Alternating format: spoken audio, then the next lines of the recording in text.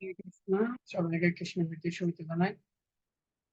শ্রীমদ ভগবদ গীতা সার্থকতা গ্রন্থ থেকে আমরা পাঠ করব আজকে প্রথম অধ্যায়।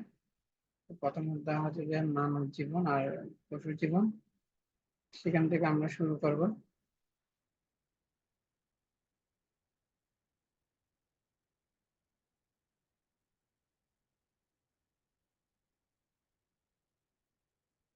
তো আপনারা এখানে দেখতে পাচ্ছেন ভগবদ গীতার বিষয় প্রবেশ, মানব জীবন আর পশু জীবন। তো প্রকৃতপক্ষে মানুষ আর পশুর মধ্যে চারটা জিনিস বিদ্যমান থাকে। একটা হচ্ছে আহার, নিদ্রা, বয়, মৈথুন। তো সাধারণত তো মানুষ আহার করে থাকেন, পশুরা আহার করে থাকেন। মানুষের ভিতরেও ভয় আছে, পশুরও তাদের ভিতরে ভয় আছে। মানুষও আত্মরক্ষা করার চেষ্টা করতে পারে, পশুরাও সেটা পারেন। মানুষ বংশ বিস্তার করতে পারে, পশুরা বংশ বিস্তার করতে পারে। তো চারটা জিনিস, আহার, নিদ্রা, ভয়, মৈথুন। তো প্রকৃতপক্ষে মানুষ আর পশুর মধ্যে চারটা জিনিসই বিদ্যমান। তো পার্থক্য হচ্ছে যে কি করতে পারেন, পার্থক্য হচ্ছে যে মানুষ কি করতে পারেন, সে ভগবান সম্বন্ধে অনুসন্ধান করতে পারেন, তার জীবনের দুঃখ দুর্দশা সম্বন্ধে সে অনুসন্ধান করতে পারে। অন্যথায় পশুরা সেটা পারে না। তো সেজন্য একটা মানুষ হিসেবে যখনই সে কি করতে পারেন, সে যখন অনুসন্ধান করতে পারেন তখনই সে মানুষ বলে পূজিত হয়। একটা মানুষ হয়ে যদি সে যদি কি করতে না পারে, জীবনের পরম তত্ত্ব সম্বন্ধে সে অনুসন্ধান করতে না পারে, তাহলে তাকে মানুষ বলে গণ্য করা হয় না। কেননা কারণ একজন মানুষ তখনই মানুষ হয়, সে যখনই কি করতে পারেন, ভগবান সম্বন্ধে অনুসন্ধান করেন, তখনই সে মানুষ বলে বিবেচনা করা হয়। একজন মানুষ হয় যদি সে যদি পরম তত্ত্ব সম্বন্ধে অনুসন্ধান করতে না পারে, তাহলে সে কখনো মানুষ, অর্থাৎ সে মনুষ্য জীবন লাভ করলে তাকে মানুষ বলে বিবেচনা করা হয় না। কেননা তো জীবনের পরম উদ্দেশ্য হচ্ছে যে কি করা, পরম তত্ত্ব সম্বন্ধে অনুসন্ধান করা। পরম তত্ত্ব মানে কি, আমি কে, ভগবানের সাথে আমার সাথে কি সম্পর্ক, অথবা আমি আমি কি জন্মের আগে কোথায় ছিলাম এবং মৃত্যুর পরে আমার কি গতি হবে, এটাকে বলা হয় ব্রহ্ম জিজ্ঞাসা, অর্থাৎ ব্রহ্ম জিজ্ঞাসা। শ্রীমদ ভাগবতম বলছেন শত গোস্বামী, কামেশ্বন ইন্দ্রিয় প্রীতি লাভ জীবের যথাবতা জীবত তত্ত্ব জিজ্ঞাসা ন অর্থ যত ইহ কর্মবে। অর্থাৎ কামেশ্বন ইন্দ্রিয় প্রীতি লাভ জীবের যথাবতা জীবত তত্ত্ব জিজ্ঞাসা। অর্থাৎ মানব জীবনের উদ্দেশ্য হচ্ছে যে পরম তত্ত্ব সম্বন্ধে অনুসন্ধান করা। আমি কে, ভগবানকে, ভগবানের সাথে আমার সাথে কি সম্পর্ক, অথবা কেন আমরা এই জগতে দুঃখ কষ্ট পাচ্ছি। তো এটা সম্বন্ধে কি করা উচিত, অনুসন্ধান করা উচিত। এটাকে বলা হয় অথাতু ব্রহ্ম জিজ্ঞাসা। অথাতু ব্রহ্ম জিজ্ঞাসা মানে কি, আমি কে, ভগবানের সাথে আমার সাথে কি সম্পর্ক, তাহলে আমি কেন এখানে দুঃখ কষ্ট ভোগ করতে হচ্ছে, এটা সম্বন্ধে কি করা উচিত, আমাদের অনুসন্ধান করা উচিত। তো সেজন্য বলা হচ্ছে যে, তো আমরা তো এখন তো আমাদের হরির নামের প্রতি রুচি নেই, গীতা ভাগবতের ভগবানের কথার প্রতি কোনো রুচি নেই। কেন, কেন পশুদেরও, পশুরা কি করে থাকেন, পশুদের আনন্দ হাজাতে কোথায়, পশুদের আনন্দ হাজাতে তারা খাওয়া দাওয়া করে, নিদ্রা যাপন করে। আমরাও খাওয়া দাওয়া করি, নিদ্রা যাপন করি, সুখ কিন্তু একই। অর্থাৎ আমরা যে আহার করি, অথবা আমরা হোটেলে অথবা ঘরের মধ্যে খেতে পারি, পশুরা যেখানে সেখানে খেতে পারে। আমরা ঘরে একটা অর্থাৎ ভালো একটা বিছানায় ঘুমাতে পারি, পশুরা যেখানে সেখানে ঘুমাতে পারে। আমরাও কি করতে পারি, আমরা আত্মরক্ষার জন্য বিভিন্ন রকম মানুষই বিভিন্ন কিছু কি করেন, যে বিভিন্ন গোলা বারুদ, বোমা, বিভিন্ন কিছু ব্যবহার করে থাকেন। পশুদেরও নখ দিয়ে তারা নিজেদেরকে কি করেন, আত্মরক্ষা করতে পারেন। কিন্তু সুখ কিন্তু একই। অর্থাৎ যে আমরা আহার নিদ্রা, আমরা খাওয়া দাওয়া করে সুখ পাচ্ছি, পশুরা যেখানে সেখানে এগুলোর মাধ্যমে সেই তারা একই সুখ লাভ করতে পারে। কিন্তু পার্থক্য হচ্ছে কি, অর্থাৎ আমরা ধর্ম অনুশীলন করতে পারি, পশুরা সেটা ধর্ম অনুশীলন করতে পারে না। তারা জীবন সম্বন্ধে অনুসন্ধান করতে পারে না, জন্মের আগে কোথায় ছিলাম, মৃত্যুর পরে আমি কোথায় যাব। এই যে আমাদের একটা, তাহলে আমাদের জীবনের আমরা যেটাকে দুঃখ বলে মনে করি, এই সারা পৃথিবীতে অনেক রকম সমস্যা আছে। কেউ সাদা, কেউ কালো, কেউ অথবা ধনী পরিবারে, অথবা গরিব, অথবা সে গরিব হয়ে জন্মগ্রহণ করে, কেউ অনেক মেধাবী, আবার অনেক কেউ আছে দেখি সে হয়তো দেখি মূর্খ, লেখাপড়া জানে না। তো এরকম, তো তো কেউ অথবা রোগা, কেউ কেউ অথবা মানে কেউ কেউ অথবা মানে সুস্থ আছে অথবা কি নেই, অথবা সে সে সে কি নয়, সে তত জ্ঞানী নয়, এরকম সারা পৃথিবীতে। অথবা কেউ অনেক ধনী পরিবারে, কেউ আবার গরিব পরিবারে। তো এরকম কেউ অথবা আমেরিকা জন্মগ্রহণ করছে, কেউ বাংলাদেশে জন্মগ্রহণ করছে, কেউ ভারতে জন্ম করছে, কেউ আফ্রিকা জন্মগ্রহণ করছে, কেউ সাদা, কেউ কালো, কেউ নিগ্রো, কেউ কেউ অথবা মনে করতে পারে আমি হিন্দু, মুসলিম, বৌদ্ধ, খ্রিস্টান। বিভিন্ন জন বিভিন্ন ভাবে বিভিন্ন ধর্মের মধ্যে কি করতে পারেন, তারা জন্মগ্রহণ করতে পারেন। তো পৃথিবীতে এবং বিভিন্ন রকম সমস্যাগুলা থাকতে পারে, কিন্তু যেটাকে আমরা প্রকৃতপক্ষে সমস্যা মনে করে করে থাকি, এগুলো কোনোটা আমাদের জীবনের প্রকৃত সমস্যা নয়। কেননা জীবনে প্রকৃত সমস্যা হচ্ছে যে জন্ম, মৃত্যু, জরা, ব্যাধি, দুঃখ, দুর্দশা, দর্শন। প্রকৃতপক্ষে আমাদের জীবনের চরম দুঃখ হচ্ছে যে জন্ম, মানুষকে বারবার জন্মগ্রহণ করতে হয়, বারবার মৃত্যুবরণ করতে হয়, এবং মানুষকে বিভিন্ন রোগ ব্যাধি দ্বারা তাকে কষ্ট পেতে হয় এবং তাকে বৃদ্ধ হতে হয়। তাহলে আমাদের সমস্যাটা হচ্ছে যে জন্ম, মৃত্যু, জরা, ব্যাধি, এই চারটা হচ্ছে যে দুঃখ। তো সেজন্য যেটাকে আমরা প্রকৃতপক্ষে দুঃখ মনে করি, সেটা এই দুঃখ নয়। আজকে অথবা আজকে আমি এখন অথবা আমেরিকায় একটা ধনী পরিবারে জন্মগ্রহণ করতে পারি, অথবা দেখা যাবে কি কালকে আমি কি হতে হবে, কালকে অথবা আমি একটা আমেরিকার একটা কুকুর হয়ে জন্মগ্রহণ করতে পারি। তো সেজন্য অথবা আজকে আপনি এখন ভারতে জন্মগ্রহণ করছেন, কালকে অথবা একটা অথবা কালকে অথবা আপনি একটা আমেরিকার কুকুর হয়ে জন্মগ্রহণ করবেন। সেজন্য কিন্তু আপনার বাসনা ছিল যে আমি ভারতে জন্মগ্রহণ করছি, আমি যদি আমেরিকায় জন্মগ্রহণ করতে পারতাম তাহলে ভালো হতো। তা আপনার এরকম মনে বাসনা ছিল, প্রকৃতি নিয়মে আপনি সেখানে আমেরিকার একটা কুকুর হয়ে আপনি জন্মগ্রহণ করতে পারেন। সেজন্য জীবনে প্রকৃতপক্ষে এটাই আমাদের সমস্যা নয়, প্রকৃত আমাদের সমস্যা হচ্ছে যে জন্ম, মৃত্যু, জরা, ব্যাধি। তো সেজন্য সেটা কি করতে পারে, মানুষ হয়ে সেটা কি করতে পারেন, সেটা উপলব্ধি করতে পারে, কিন্তু পশুরা সেটা কি করতে পারে না, উপলব্ধি করতে পারে না। তো সেজন্য আমরা যদি কি থাকি, আমরা শুধু শুধু খাওয়া দাওয়া করবো, ঘুমাবো। তো এটা হচ্ছে যে পশু স্তরের মানুষ, এটা হচ্ছে যে পশু স্তরে। তো আমরা শুধু মানুষ হয়ে জন্মগ্রহণ করলে তাকে মানুষ বলে না। সে যখনই কি করেন, ভগবানের সাথে তার সম্পর্ক স্থাপিত করেন, তখনই সে মানুষ বলে গণ্য হয়ে থাকে। সেজন্য হচ্ছে কি, তো সেজন্য কি করা উচিত আমাদের জন্য প্রকৃতপক্ষে, অর্থাৎ মানুষ হয়ে জন্মগ্রহণ করাটা বড় কথা নয়, কতটুকু আমি ভগবানের সাথে সম্পর্কটা স্থাপিত করতে পারছি সেটা হচ্ছে তো সবচেয়ে বড় কথা। আর একটা কথা যদি কি, এই আমরা আমরা যে এই চারটা জিনিসের মধ্যে যে সুখ পাচ্ছি, সেটা পশু জীবনে লাভ করা যায়। সুখম হি ইন্দ্রিয়কম দেখতাম দেহা যোগন দেহিনা। তো বলছে যে সর্বত্র লভ্যতে দৈবাৎ যথা দুঃখম অতত্রতা। প্রহ্লাদ মহারাজ বলছে, যে কি, যে যে এই যে আহার, নিদ্রা, ভয়, মৈথুন, এটা যে কোনো জীবনে লাভ করা যায়। অর্থাৎ তো এখন পার্থক্য হচ্ছে কি, তো আমরা বলতে পারি আমরা মানুষ হয়ে অনেক উন্নত, আমরা অনেক স্কুল, কলেজ, ইউনিভার্সিটিতে এখন কি হচ্ছে লেখাপড়া শিখেন, আমরা অনেক শিক্ষিত, অনেক লেখাপড়া করে ফেলছি, এমএসসি, বিএসসি পাস। কিন্তু কিন্তু কিন্তু আমরা অনেক লেখাপড়া করে আমাদের আমাদের আনন্দ হচ্ছে কোথায়, আহার নিদ্রার মধ্যে। কিন্তু বলছি পশু জীবনে তারা কখনো এমএসডি, পিএইচডি পাস করে না, কিন্তু তারাও কি করতে পারেন, তারাও অনায়াসে এই ধরনের সুখ গুলা পশু জীবনে লাভ করতে পারে। তাহলে আমাদের কি মূল্য রয়েছে, আমরা এতটুকু লেখাপড়া করে আমাদের লেখাপড়ার কি মূল্য আছে? তো সেজন্য আমরা মানুষ হয়ে তখন সার্থক হবে যখন আমরা কি করব, জীবন সম্বন্ধে অনুসন্ধান করতে পারবো। তো যখন জীবন সম্বন্ধে অনুসন্ধান করবো, তখন আমি মানুষ বলে গণ্য হয়ে থাকবো। কেন, আমরা যেটাকে সমস্যা মনে করছি, এখন আমরা মনে করছি না আমরা খেতে পারতেছি না, আমাদের এখন খাওয়ার অভাব, যেভাবে এখন মানুষ মনে করতেছে, আমরা খাওয়া দাওয়া নেই, এখন আমাদের বস্ত্র নেই। হ্যাঁ, আমাদের খাওয়া দাওয়া নেই, আমাদের বস্ত্র নেই, অথবা আমাদের ঔষধ নেই, আমাদের বিভিন্ন রোগ ব্যাধিতে আমরা আক্রান্ত, যেটাকে আমরা সমস্যা করে থাকি মনে হচ্ছে, কিন্তু সেটা আমাদের কি নয়, সেটা আমাদের প্রকৃত সমস্যা নয়। কেন, জীবনের আমাদের প্রকৃত সমস্যা হচ্ছে কি, যেটাকে আমরা সমস্যা মনে করে থাকি, এটা আমাদের সমস্যা নয়, কিন্তু আমাদের প্রকৃত সমস্যা হচ্ছে যে জন্ম, মৃত্যু, জরা, ব্যাধি। সেজন্য জীবনের অনুসন্ধান করতে হবে যে কিভাবে আমরা এই জন্ম মৃত্যুর চক্র থেকে আমরা রক্ষা পেতে পারি, সেটা আমাদেরকে চিন্তা করতে হবে। কেননা আমি বললাম যে এতক্ষণ যে আহার, যে এই যে এগুলা, অর্থাৎ পশু জীবন হলে কি করা যায়, লাভ করা যায়। তো আমরা যদি কেবলমাত্র শুধু এগুলো যদি অনুসন্ধান করে থাকি, এটা সমস্যা, এটা সমস্যা, কিন্তু এটা সমাধান করলে কি হবে, কিন্তু আমাদেরকে তো আবার কি করতে হবে, জন্মগ্রহণ করতে হবে বারবার।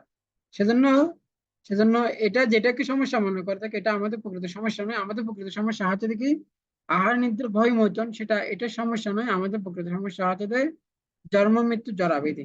তো জন্ম, মৃত্যু, জরা, ব্যাধি থেকে কিভাবে আমরা রক্ষা পাবো, সেটা নিয়ে আমাদের কি করতে হবে, অনুসন্ধান করতে হবে। তো তখন সেটা যখন সেটা যখন অনুসন্ধান করব, তখন প্রশ্ন আসবে আমি কে, ভগবান কে, ভগবানের সাথে আমার সাথে কি সম্পর্ক। ঠিক আছে। তো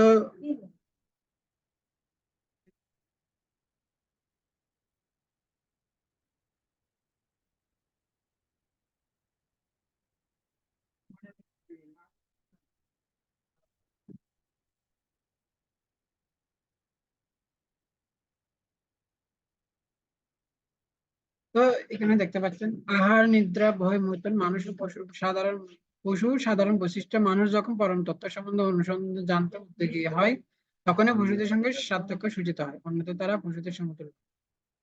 তো তো সেজন্য এখানে বলছে যে কি, জীবনের প্রকৃত সমস্যা হচ্ছে যে জন্ম মৃত্যু জরা ব্যাধি। এইসব দুঃখ দুর্দশার কারণ জীবনের প্রকৃত গন্তব্যস্থান হচ্ছে যে অনুসন্ধানের প্রকৃত বিষয়। মানুষ যখন পরম তত্ত্ব সম্বন্ধে জানতে উদ্যোগী হয়, তখনই পশুদের সঙ্গে তাদের পার্থক্য সূচিত হয়, অন্যথা তারা পশুদের সমতুল্য। তো সেজন্য তো মোটামুটি বুঝতে পারছি যে কি, আমাদের প্রকৃত সমস্যা হচ্ছে যে জন্ম মৃত্যু জরা ব্যাধি।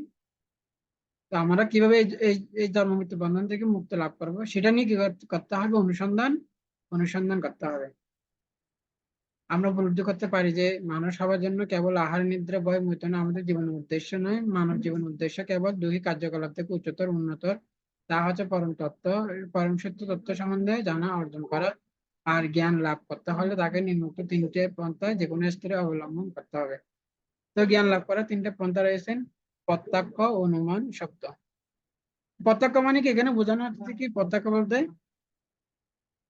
বলতে যেটা আমরা সরাসরি দেখি। ঠিক আছে।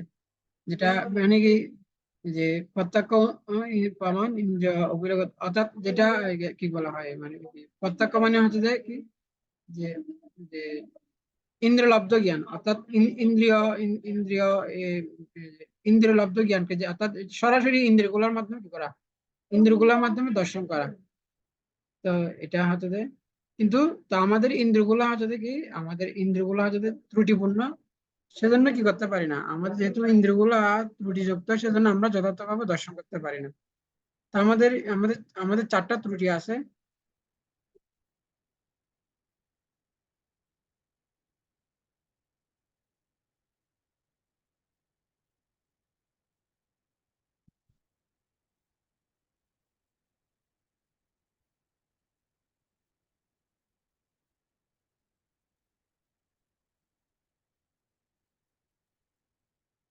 আমাদের শরীরে আমাদের চারটা ত্রুটি আছে: ত্রুটিপূর্ণ ইন্দ্রিয়জাত সীমাবদ্ধতা, কর্ণাপট্য।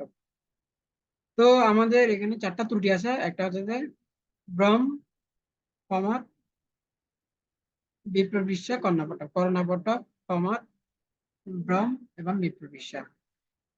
তো কর্ণাপট্য মানে কি, অর্থাৎ আমাদের যে জ্ঞান লাভ করে তিনটা পন্থা: প্রত্যক্ষ, অনুমান, শব্দ। প্রত্যক্ষ মানে সরাসরি ইন্দ্রিয় লব্ধ জ্ঞান। হ্যাঁ। তারপর হচ্ছে যে কি, অনুমান করছে, যে অনুমান করে জ্ঞান লাভ করা।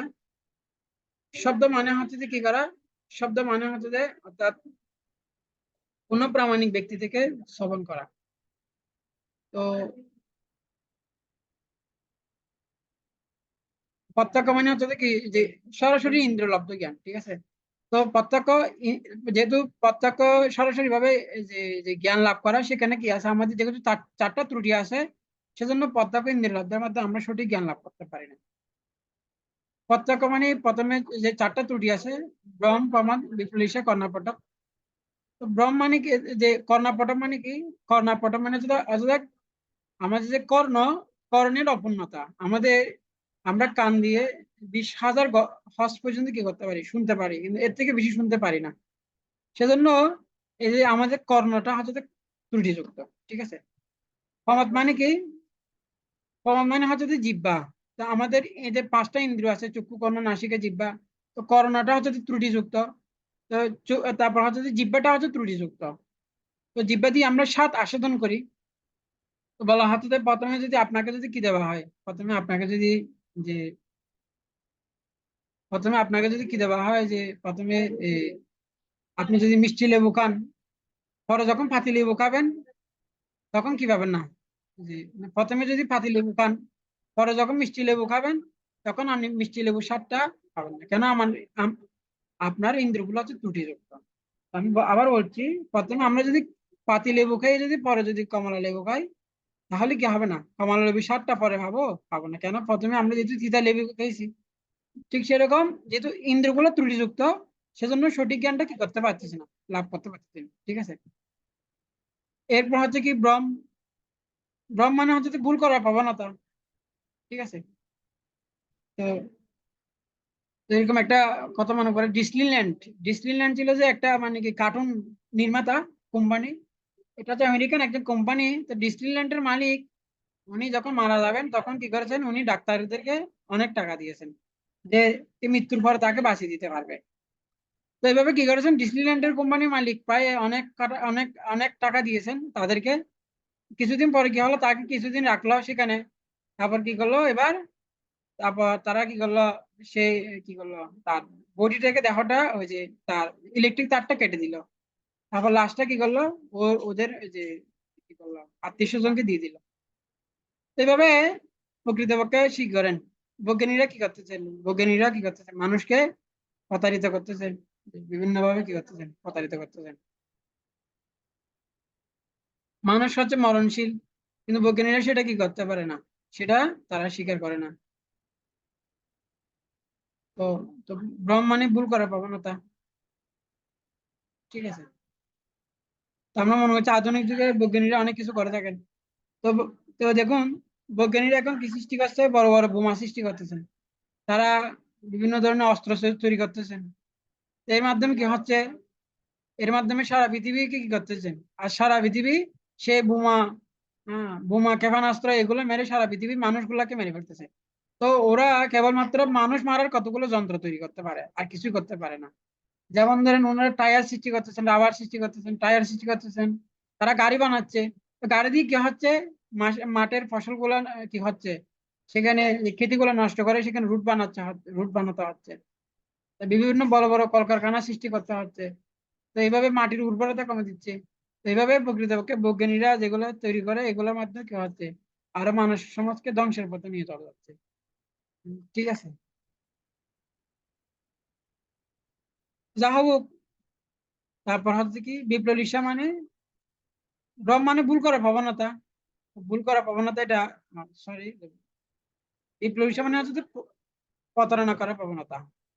তো আমরা জানি বড় বড় এরকম কি করেছেন যে মহাত্মা গান্ধী থেকে শুরু করে, তারপর হচ্ছে ইন্দিরা গান্ধী, এরকম আরো অনেকগুলা কি করেছেন, বড় বড় নেতাদেরকে কি করেছেন, তাদের সেক্রেটারিরা কি করেছেন, মেরে বলছেন। তো বৈজ্ঞানিকরা প্রতারিত করেন।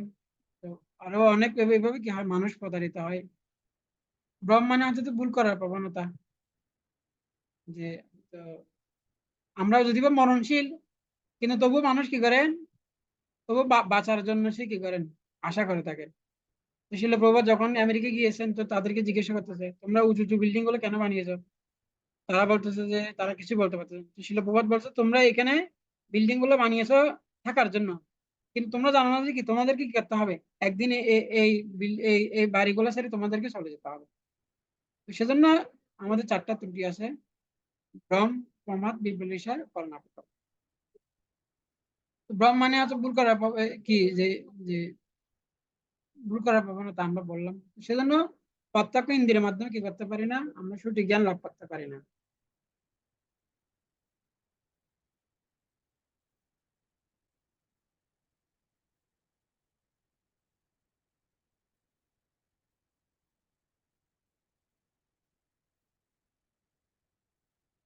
তো এখানে দেখুন, প্রকৃতপক্ষে প্রত্যক্ষ মানে হচ্ছে যে কি, তো প্রত্যক্ষ ইন্দ্রিয়টা আমি আরেকটু করে বলি। তো বলছে যে প্রকৃতপক্ষে আমরা কি করতে পারি না, ভগবানকে দেখতে পাবো, ভগবানকে দেখতে পাই। তো অনেকে বলে যে কি আমরা যা দেখি তা বিশ্বাস করি, ভগবানকে দেখতেছি না, সেজন্য আমরা ভগবান কি করতে পারতেছি না, তো ভগবানকে বিশ্বাস করতে পারি না। তো প্রকৃতপক্ষে বলা হচ্ছে যে কি সূর্যটা দেখতাম কিসের মতো, পৃথিবী থেকে সূর্য থেকে সূর্যটা দেখতে একটা, এটা একটা থালার মতো অথবা ছোট্ট একটা কোনো কিছু এরকম। কিন্তু প্রকৃতপক্ষে সূর্যটা হচ্ছে একটা বিশাল একটা গ্রহ। তো পৃথিবী থেকে দেখতে একটা থালার মতো মনে অথবা ছোট্ট একটা কিছু মনে হলেও, কিন্তু প্রকৃতপক্ষে সূর্য হচ্ছে একটা বিশাল একটা গ্রহ নক্ষত্র। ঠিক আছে। তো কেন আমাদের ইন্দ্রিয়গুলো ত্রুটিযুক্ত। তো আমরা যদি রাত্রে সূর্যকে দেখতে পাচ্ছি না, তার মানে কি রাত্রে কি সূর্য কি নেই, অর্থাৎ সূর্যটা আমাদের দৃষ্টির অগোচর হয়েছে, গোচরীভূত হয়েছে। সেজন্য আমরা, যেহেতু আমাদের দৃষ্টিশক্তি কম, সেজন্য আমরা কি করতে পারছি না, সূর্যকে দেখতে পাচ্ছি না। তার মানে কি সূর্য কি না, সূর্য সূর্য জায়গায় আছে, শুধু আমাদের দৃষ্টির অগোচর হয়েছে। তো ঠিক সেরকম ভগবান হচ্ছে যে সূর্যের মতো। ভগবানকে, উনি কি হয়েছেন, কখনো কখনো ভগবান যখন আবির্ভূত হয়, তিনি আমাদের দৃষ্টির কি গোচর হয়। যখন ভগবান কি হয়, উনি অন্তর্ধান করেন, তখন তিনি হয় আমাদের দৃষ্টির গোচরীভূত হয়। তো ভগবান হচ্ছে যে ঠিক কিসের মতো, সূর্যের মতো। সে কখনো কি হয়, ভগবান কখনো আবির্ভূত হয়, কখনো সে কি করেন, মানুষের কি আছে, মানুষের দৃষ্টিগোচর হয়, আবার কখনো কখনো সে গোচরীভূত হয়। ভগবান কখনো প্রকাশিত হয়, কখনো অপ্রকট হয়। ভগবান তো সেজন্য ভগবান হচ্ছে কিসের মতো, সূর্যের মতো। কখনো সূর্যকে দৃষ্টির গোচরীভূত হয়, কখনো আবার সে সূর্যকে আমাদের কি হয়, আমরা সূর্যকে দর্শন করতে পারি সরাসরি। ভোরবেলায় সূর্যকে দেখা যায় না, তার মানে কি সূর্য কি নেই, সূর্য রয়েছেন। অনেক সময় যখন মেঘ হয় আকাশে, মেঘের আড়ালে সূর্য মেঘের মাধ্যমে কি করেন, ঢাকা পড়েন, তার মানে কি সূর্য কি নেই, সূর্য রয়েছেন। ঠিক সেরকমও সূর্য সবসময় রয়েছেন, কিন্তু আমাদের কি করতে পারি না, এরকা, অর্থাৎ আমরা সরাসরি কি করতে পারি না, সূর্যকে দর্শন করতে পারি না। ঠিক সেরকমও ভগবান রয়েছেন, কিন্তু আমরা সরাসরি কি করতে পারি না, ভগবানকে দর্শন করতে পারি না। তো এরকম একদম বলতেছে যে প্রকৃতপক্ষে যে ভগবান আছে কিভাবে বুঝবো, বলতেছে যে একটা অন্ধকার ঘরে যদি কি করা হয়, একটা যদি মোমবাতি জ্বালানো হয়, তাহলে আমরা কি দেখতে পাবো, মোমবাতির আলোটা দেখতে পাবো, কিন্তু মোমবাতিকে দেখতে পাবো না। তার মানে কি, আলোটার উৎস হচ্ছে যে মোমবাতি, মোমবাতি আসিবিদে কি আছে, সেই আলোটা, আলোটা রয়েছে। ঠিক সেরকম ভগবান আসিবিদে কি, এই নিখুঁতভাবে কি হচ্ছে, ধরা প্রকৃতি নিখুঁতভাবে পরিচালিত হচ্ছে, কার মাধ্যমে, ভগবানের মাধ্যমে। অনুমান মানে কি, তো অনুমান করে কি করা, অনুমান করে জ্ঞান লাভ করে। তো অনুমান করে কি করা যায় না, জ্ঞান লাভ করা যায় না। যেমন ধরুন আপনাকে যদি বলা হয় যে এই যে আপনার যে জলটা, অথবা জলটা, সেটা অথবা একটা পাত্রে জল নিয়েছেন, সেটা গরম জলও হতে পারে, ঠান্ডা জলও হতে পারে, কিন্তু আপনি দেখে অনুমান করে বলতে পারবেন জলটা কি ঠান্ডা না গরম। ধরুন আপনি কিছু খাবেন, তো একটু জল পান করবেন, তো সে গরম জলটা আপনাকে কি করতে হবে, আপনি এটা এবার যখন স্পর্শ করবেন তখনই কি করতে পারবেন, যে সেটা স্পর্শ করে বুঝতে হবে যে কি এটা গরম না ঠান্ডা। কিন্তু আপনি অনুমান করে কখনো বলতে পারবেন না যে জলটা কি ঠান্ডা না গরম। অথবা আপনি এখন কোনো কিছু একটা খাবেন, তো সেখানে অনুমান করে বলতে পারবেন এটাতে লবণ বেশি হয়েছে না কমেছে, আপনাকে সেটা কি করতে হবে, সেটা খেতে হবে। সেজন্য অনুমান করে কি করা যায় না, অনুমান করে সঠিক জ্ঞান লাভ করা যায় না। তো অনেকে বলে যে কি, না ভগবান হচ্ছে যে নিরাকার, আবার অনেকে বলে যে না ভগবান হচ্ছে যে সাকার। প্রকৃতপক্ষে অনুমান করে এটা কি নয়, সঠিক নয়। যে প্রকৃতপক্ষে ভগবান সাকার নিরাকার দুটাই। কেননা প্রকৃত ভগবান কখনো, যেরকম সূর্য যদি রাত্রে না থাকে, তার মানে কি সূর্য কি নেই, সূর্য রয়েছে। তো কখনো সূর্যকে কখনো কি হয় সাকার মনে হয়, কখনো কখনো নিরাকার মনে হয়। ঠিক সেরকম ভগবান সাকার নিরাকার উভয়। সূর্য দিনের বেলা থাকে, উপস্থিতি থাকে সবিশেষ, আবার রাত্রিবেলা সূর্যকে দেখতে পাই না। তো ভগবান যখন আবির্ভূত হয় দেখেন, তখন আমরা দর্শন করতে পারি। ভগবান যখন তার সদমে ফিরে যায়, অন্তর্ধান হয়, তখন আমরা দেখতে পারি না। সেজন্য ভগবান হচ্ছে যে উনি সাকার নিরাকার উভয়ই, সেজন্য অনুমান করে কি নাই, সঠিক জ্ঞান লাভ করা যায় না। শব্দ মানে কি, অর্থাৎ কোনো প্রামাণিক কর্তৃপক্ষ থেকে শ্রবণ করা। তো প্রকৃতপক্ষে আমরা যদি ভগবানকে যদি জানতে চাই, তাহলে কি করতে হবে, কোনো প্রামাণিক কর্তৃপক্ষ থেকে শ্রবণ করতে হবে। যেরকম আমার পিতাকে যদি জানতে হয়, তাহলে কাকে জানতে হবে, মায়ের কাছে যেতে হবে, কেন মা বলতে পারে আমার পিতা, আমার পিতাকে। তো সেজন্য তো মার কাছে গেলে বলতে হবে আমার পিতা কে। যদি আমি যদি নিজে নিজে চেষ্টা করি, তাহলে কি করতে পারবো না, আমার পিতা সম্বন্ধে আমি জানতে পারবো না।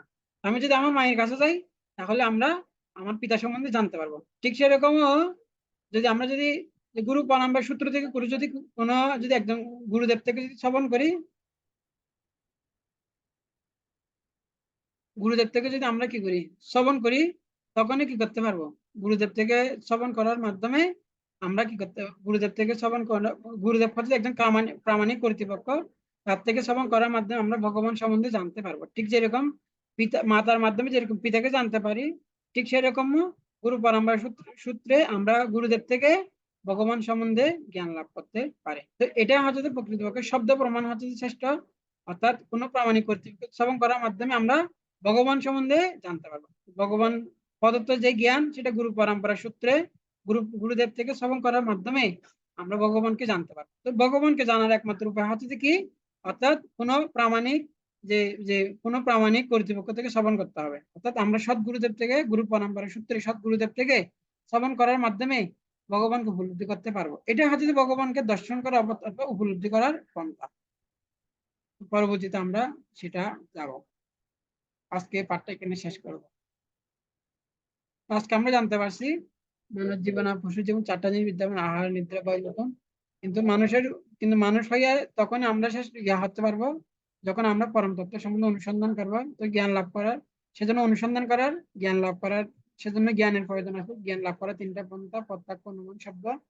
কিন্তু প্রত্যক্ষ ভাবে সরাসরি জ্ঞান লাভ করতে পারি না, এবং অনুমান করে জ্ঞান লাভ করা যায় না। প্রকৃত জ্ঞান লাভ করতে হলে কোনো প্রামাণিক কর্তৃপক্ষ থেকে জ্ঞান লাভ করতে হবে, সেটা হচ্ছে যে শব্দ প্রমাণ। সেজন্য শব্দ প্রমাণ হচ্ছে যে শ্রেষ্ঠ জ্ঞান লাভ করার। হরে কৃষ্ণ, হরে কৃষ্ণ, কৃষ্ণ কৃষ্ণ হরে হরে, হরে রাম রাম, রাম রাম হরে হরে।